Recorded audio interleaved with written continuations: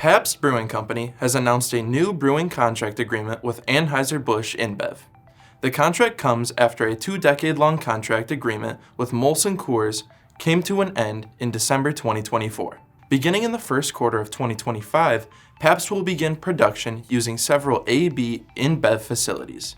Since the closing of Pabst's Milwaukee brewery in 1996, the company has relied on third-party plants to brew legacy brands like Pabst Blue Ribbon, Old Style, and Old Milwaukee. Now, AB InBev will give Pabst the space for greater supply as well as the potential to grow its portfolio as the consumer market shifts. Prior to the new AB InBev agreement, when the Molson Coors contract end date became public in 2019, Pabst announced a similar agreement with City Brewing. The companies made a deal running through 2040 to offset the Molson Coors production loss. City Brewing will still produce significant volumes for Pabst.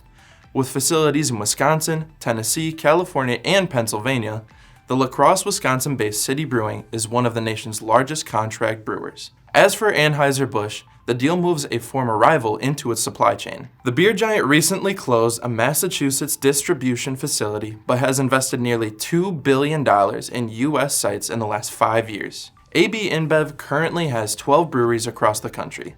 Under the new contract, Lone Star will be the first Pabst brand to enter production, which is scheduled to begin at AB InBev's Houston facility in early 2025. I'm Devin Verbsky, and this is Manufacturing Now.